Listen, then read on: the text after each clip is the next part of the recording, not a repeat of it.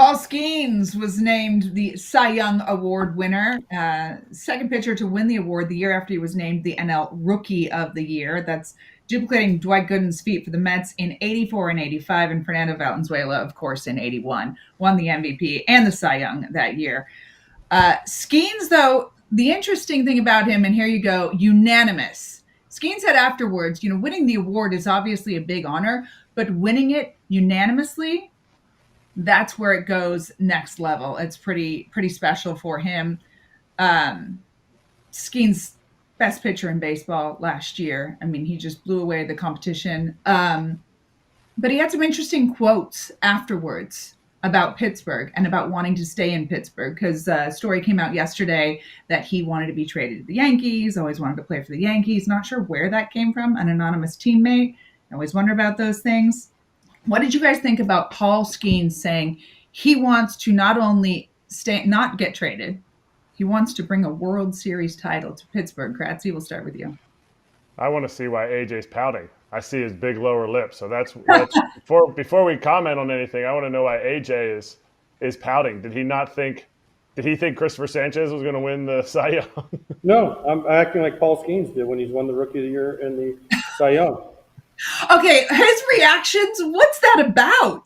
That's what I'm saying. Like, dude, if someone's like, hey, you won Rookie of the Year and the next year you won Cy Young, I would be doing backflips. Like, I'd be showing Livy Dunn how to do the balance beam. Well, maybe he just thinks everyone's looking at Livy Dunn and no one's looking at him anyway. Look, there it is. Look, Rookie of the Year. There you go. He's like, uh-huh. And this year we actually kind of got a fist pump, like a double fist pump. So, like, yeah, like, I just feel like you should have been more excited.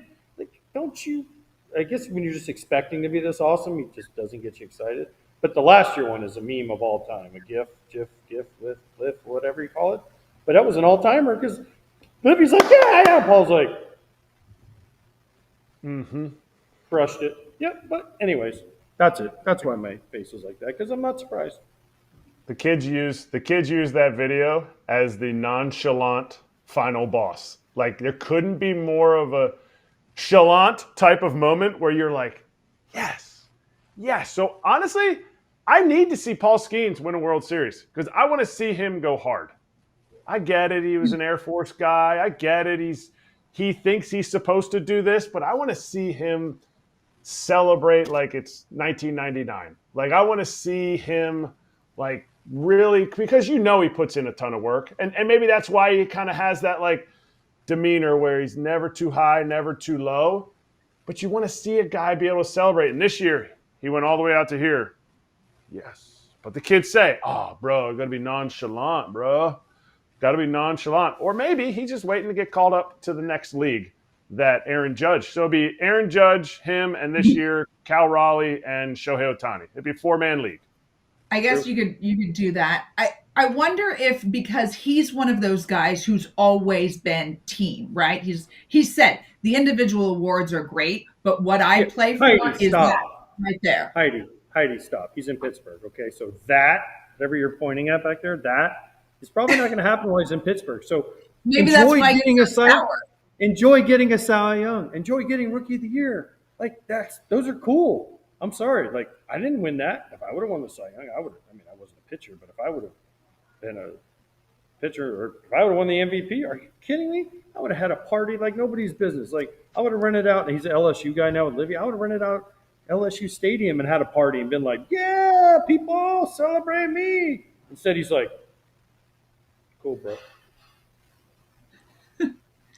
Maybe he's so salty because the Pirates don't really seem to be doing a whole lot to add to the team. I mean, one of his quotes, he said, I personally love if we're losing, the fans don't show up in the same numbers. If you want fans, you have to win. I want to be a part of the group that accomplishes that. The fans do come. They come once every 5 days when he's the starting pitcher. Otherwise, they don't come. Maybe he's just so salty because he wants more. He wants more around him. He doesn't want to be the only main attraction in Pittsburgh. I think that's fair. But I think Pittsburgh can look not too far to the north in Detroit and see that a team can win with a legit starting pitcher. And to put Juan Soto and Shohei Ohtani and Kyle Tucker all around them, you're just looking to surround Paul Skenes. And you know what? That starting rotation is pretty legit. And at the end of the season, I think they were like the 6th best defensive team. So maybe the Pirates aren't that far, and maybe Paul Skenes is saying this just to say the right things because he was trained really well by his agent, by some media people, whatever it is. But you know what? If you're somewhere, you might as well want to win while you're there. And you might as well try to push other people around you, not just your fellow players, but maybe the front office, maybe ownership. You know, last year at the awards ceremony when we had Paul Skenes on the show, Bob Nutting showed up. So he showed up. So he knows that Paul is pitching really well for his team. Maybe this is Paul saying, you know what? I'll keep doing this for you. I get it. You might not re-sign me, but don't make me spend 4 years in purgatory here. Don't make me win another Cy Young at 10-10. Like, I've had historical start to my career. Maybe you need to start doing something too. And hopefully that's what some of these comments, which are not salacious at all, spur something, like get some kind of fire or spark or something for the Pirates front office. Kratz pop quiz. What has 35 grams of protein, 6 grams of fiber, 27 essential vitamins and minerals, comes in excellent flavors like, of course, chocolate, vanilla, but chocolate peanut butter, my favorite, no added sugar, gluten-free, under $5 per meal, and is ready to drink. Go out the house, get yourself a Huel. Look at you. You even have one right there. Ready to smack that, John? Chocolate peanut butter, chocolate, and vanilla. Deliciosos. Also, there is a new daily greens ready to drink, 42 vitamins, minerals, and superfoods. Only 25 calories on that one, 4 grams of fiber. There's flavors like blueberry, apple, peach. Huel makes healthy eating simple. They also just launched into Target stores nationwide. Try both products today with 15% off your purchase for new customers with the code FOUL at huel.com/FOUL. Use that code FOUL and fill out the post-checkout survey to help support FT. Well, let's give his personal catcher, Henry Davis. No, Heidi. No. No? No, I think this is a bad stat. If I had Paul Skenes, I would have. Man, I could have had the best catcher's ERA of all time. I know Kratz agrees with me, but although he's probably a catcher's ERA guy, like, okay, listen, I get to catch the ace, so my catcher's ERA is better than the catcher who catches the 4 other days and might get the 5 guy or the bullpen day or whatever it is. I think it's one of the worst stats of all time because you can suck your way right up into a good catcher's ERA if you're good at it. And I know some people that I played with that were good at it. Okay, but there's got to be something behind it because the Pirates are looking for a catcher. I just told you what it was. If I caught Paul Skenes right now, he might have had so Henry Davis had a 1.81 ERA when he caught him. Okay, so I might have got him to a 1.7. Am I a better catcher than Henry Davis right now? No.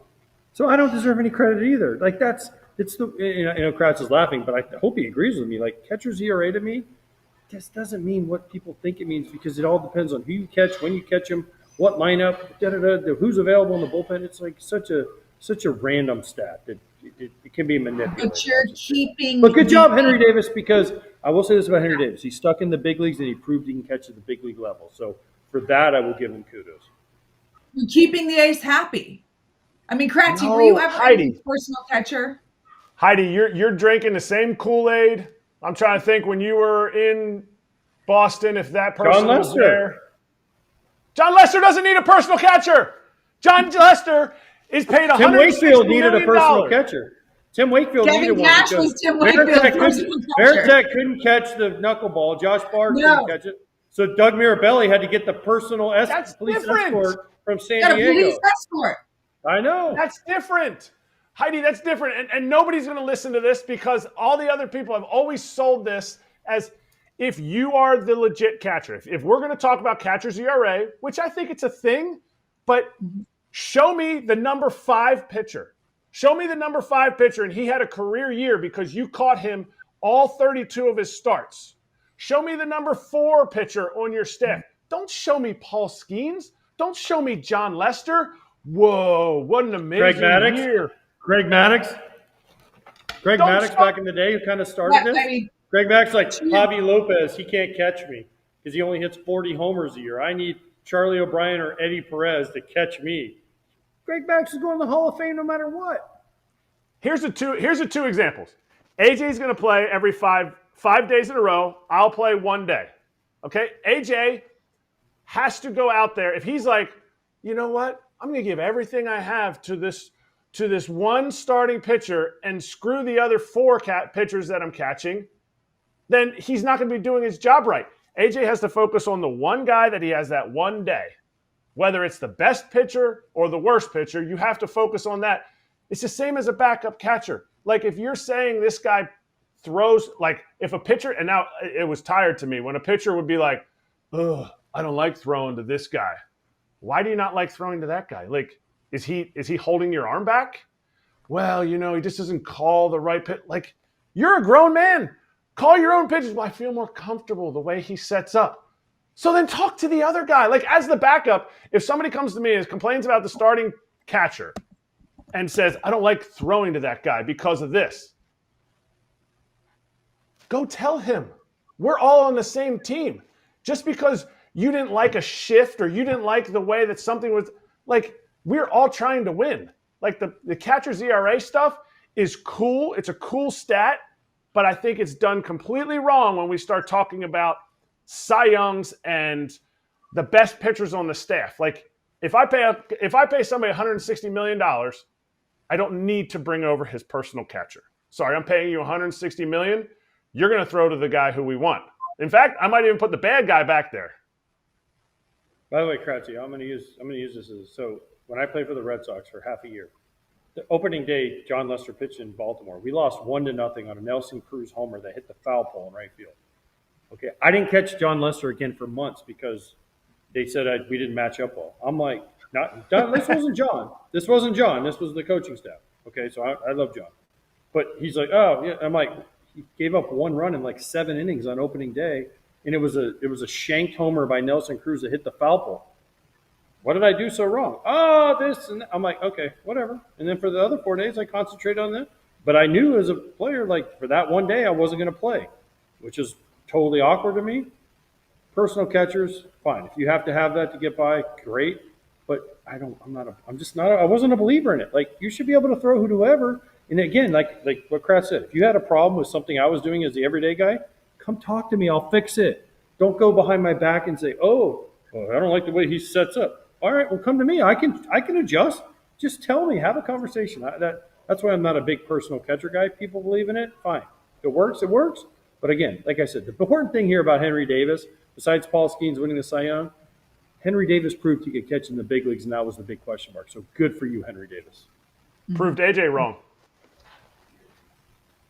You guys like hot dogs? Didn't he call you out? Didn't he call you out when he came on the show? He said, I heard what you said. I heard what you said in his first game. Yeah, because his second game catching, he was not good. And Derek Shelton was like, he's not a catcher. And then the next spring I saw him, and I was like, he wasn't very good. But good. That's what I'm saying. Good for you, Henry Davis. You proved you can catch in the big leagues. I'm giving him his kudos. Like, his value as being the 1 of 1 pick, he was the first pick overall, was his bat and the fact he could catch. I mean, maybe not 1 of 1, but I applaud you for. He was 1-1, Heidi. He was the first pick in the draft. No, I'm saying maybe he hasn't lived up to a 1-1, but no, but his value was as a catcher, and his value was his bat as a catcher, and they put him in right field. Like, make him catch and make him hit as a catcher. That's your value. Pirates. Mm-hmm. Okay. Much like underrated there's part. other people. There's other people that have been moved. No, there's other people though that were their value as a catcher, and they're moved to other positions and they lose their value because if you could do what you do as a hitter and a catcher, your value goes up. As a first baseman, DH, outfielder, left fielder, whatever it is, Sam Basayo. Right. We talked about the Orioles. Boom. You lose some value because catching is so hard.